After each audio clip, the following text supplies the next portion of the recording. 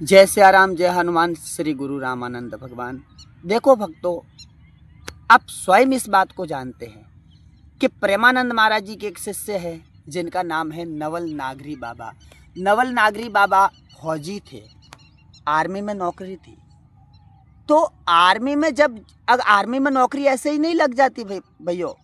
Army में नौकरी लगने के लिए ना जाने कितना उन्होंने पढ़ाई किया होगा, कितनी बड़ी बड़ी डिग्रियां हासिल की होगी, ना जाने कितना उन्होंने कसरत किया होगा, ना जाने कितना उन्होंने दौड़ भाग की होगी और लाखों लाखों रुपए का खर्चा लगा होगा। हो सकता है करोड़ों का खर्चा लगा होगा, तब जाके उनको वो नौकरी प्राप्त हुई।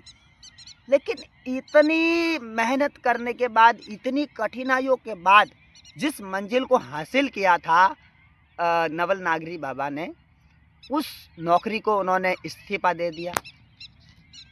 ऐसा क्या हुआ कि उन्होंने इस्तीफा दे दिया? हुआ ये कि उन्होंने प्रेमानंद महाराज जी का प्रवचन सुना, और जब प्रेमानंद महाराज जी का प्रवचन सुना तो उनको एक मन में ये आया कि अब मैं सरकार का नौकर हूँ, पर मुझे उस राधा रानी का नौकर बनना चाहिए। हम आपको ये सब बात कहकर सिर्फ ये बताना चाहते हैं कि एक सरकारी नौकरी प्राप्त करने के लिए, एक सरकारी नौकरी प्राप्त करने के लिए मनुष्य कितनी मेहनत करता है। रात दिन जग के 24 घंटे पढ़ाई करता है। हो सकता है तो कई बार ऐसा भी होता है कि कई सारे लोग बड़े बड़े लोगों के पाँव तक पकड़ लेते हैं कि हमको ये नौकरी चाहिए, आप नौकरी दिला दो। कई बार ऐसा भी होता है कि कुछ लोग रिश्वत दे देते हैं किसी को नौकरी प्राप्त करने के लिए। कई बार ऐसा होता है कि लोग भगवान के वहाँ जाकर प्रणाम करते हैं और भगवान को कहते हैं कि प्रभु ऐसी कृपा करो, हमें वो नौकरी मिल जाए। मनुष्य कितनी मेहनत करता है एक सरकार की नौकरी प्राप्त करने के लिए।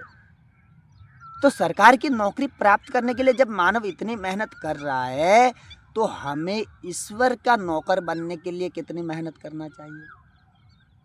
ईश्वर का नौकर बनना बड़ी बात है या संसार का, जगत का? ईश्वर का नौकर बनना बड़ी बात है। तो नवल नागरी बाबा राधा रानी के सेवक बने, और आप स्वयं जानते हैं कि कई सारे ऐसे लोग हैं। प्रेमानंद महाराज जी के एक शिष्य है जो एक मतलब कि कॉलेज के प्रिंसिपल थे।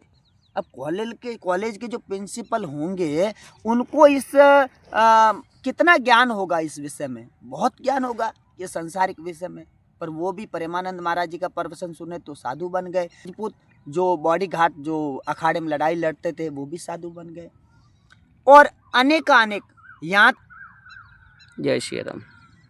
और यहाँ तक कि फिल्मी दुनिया से भी लोग साधु संतों का प्रवचन सुन के साधु बन गए। फिल्म के हीरोइन जिनका नाम था ममता कुलकर्णी, जो करण अर्जुन फिल्म में अपना किरदार निभा चुकी है, वो ममता कुलकर्णी भी, वो भी साधु बन गई साधु संतों का प्रवचन सुन के। फिर इंजीनियर, आईपीएस और बड़े बड़े बिजनेसमैन भी प्रेमानंद महाराज जी का प्रवचन सुन के साधु बन गए।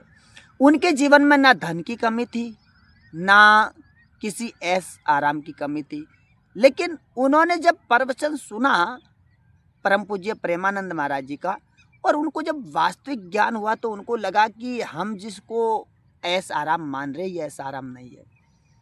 वास्तविक आनंद है राधा रानी के भजन में, कीर्तन में। तो उन्होंने भक्ति का मार्ग अपनाया, और भक्ति का मार्ग अपनाकर आज वृंदावन में भजन कर रहे हैं। देखो, मीराबाई का आपने एक भजन तो सुना ही होगा, जिसमें कहते कि दीवानी हो गई मीरा, दीवानी हो गई, और महलों की रानी मीरा दीवानी हो गई। तो महलों में रहने वाली मीराबाई भी दीवानी हो गई। अब आप इससे अनुमान लगाइए कि भगवान का भजन करना कितना जरूरी है। महलों की रानी मीरा दीवानी हो गई, महल मीराबाई को खारा लगने लगा, धन दौलत सब छोड़ दिया, ऐश आराम सब छोड़ दिया, और मीराबाई जंगलों में दीवानी भगवान का भजन कर रही है। कितना है? तो भक्तों में कितने अद्भुत, भक्तमाल में कितने अद्भुत अद्भुत चरित्र है। आप जानते हैं, जो माता सिबरी है, माता सिबरी के अगले जन्म का चरित्र आप जानते हैं? हम आपको बताते हैं। माता सिबरी अगले जन्म में काशी के राजा की धर्मपत्नी थी। एक बार क्या हुआ कि काशी के राजा और उनकी धर्मपत्नी रानी वो रथ में बैठकर जा रहे थे।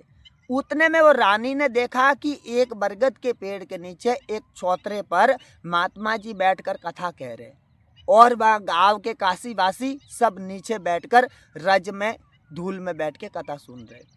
अब रानी ने जब वो रथ के अंदर से देखा, थोड़ा पर्दा हटा के, तो रानी ने कहा राजा को, कहा चलो ना, वहाँ संत महात्मा कथा कह रहे, अपन वहाँ जाएंगे, कथा सुनेंगे। अब राजा ने मन में विचार किया कि हम हैं यहाँ के राजा और ये जो कथा सुन रहे ये सब है हमारी प्रजा। अगर हम वहाँ जाएंगे तो हमको कहाँ बैठना पड़ेगा? नीचे धूल में बैठना पड़ेगा हमारी प्रजा के साथ। और साधु बाबा कहाँ बैठा है? ऊपर चौतरे पर, और हमको बैठना पड़ेगा नीचे धूल में। तो राजा ने सोचा कि ऐसे तो मेरा अपमान होगा। राजा ने अपना अपमान मन में महसूस किया। तो राजा ने रानी को कहा कि अरे नहीं, चलो चलो चलो। रानी ने कहा नहीं, तुम रथ रोको, नहीं तो मैं कूद रही हूँ, अंदर से उतर रही हूँ। तो राजा ने सोचा कि ये ज़बरदस्ती रथ से कूद जाएगी कथा सुनने के लिए। तो राजा ने वो सारथी को कहा कि भगाओ भगाओ रथ, भगाओ रथ भगाओ। अब वो रथ भगा के रथ को दौड़ा के महल में पहुँचा दिया। अब महल में पहुँचाया, रानी को बड़ा कष्ट हुआ। देखो भक्तों, उस ज़माने में ये मोबाइल या लाइट वगैरह, माइक वगैरह की व्यवस्था थी नहीं। तो ऐसे ही कोई चौतरे पे बैठ के कथा कहते थे और सब लोग वहीं अगल बगल में बैठ के कथा सुनते थे, आज से 500 साल पहले। तो वो राजा ने जब महल में ले गए तो वो रानी को बड़ा कष्ट हुआ और रानी ने मन में विचार किया कि मेरे इस ऐसे जीवन को धिक्कार है कि मैं ना तो किसी साधु संतों का दर्शन कर पा रही हूँ, ना साधु संतों को प्रणाम कर पा रही हूँ, ना मैं साधु संतों को कथा सुन पा रही हूँ। ऐसे मेरे इस जीवन को धिक्कार है। वो रानी को बड़ा दुख हुआ। और फिर वो रानी आधी रात को, जब सब सो गए, तो आधी रात को वो रानी धीरे से, कोई पहरेदार का नज़र न पड़ जाए, ऐसा धीरे से दबे पाँव निकली। और दबे पाँव निकल के काशी में गंगा जी के किनारे गई और गंगा जी को दंडोत प्रणाम किया और गंगा जी से प्रार्थना की कि हे गंगा मैया, अगले जन्म में मुझे किसी गरीब परिवार में जन्म देना और अगले जन्म में मुझे साधु संतों का संग देना और अगले जन्म में मुझे आपकी भक्ति करने का अवसर देना और आपके रंग में जो रंगे हुए साधु संत है उनका संग देना प्रभु। ऐसा कह के वो रानी गंगा जी में कूद गई और गंगा जी में कूद के जल समाधि ले लिया। और वही रानी फिर दूसरे जन्म में गंगा मैया की कृपा से गंगा जी के किनारे एक भील कुल में उत्पन्न हुई, जिनको माता सिबरी के नाम से जाना गया।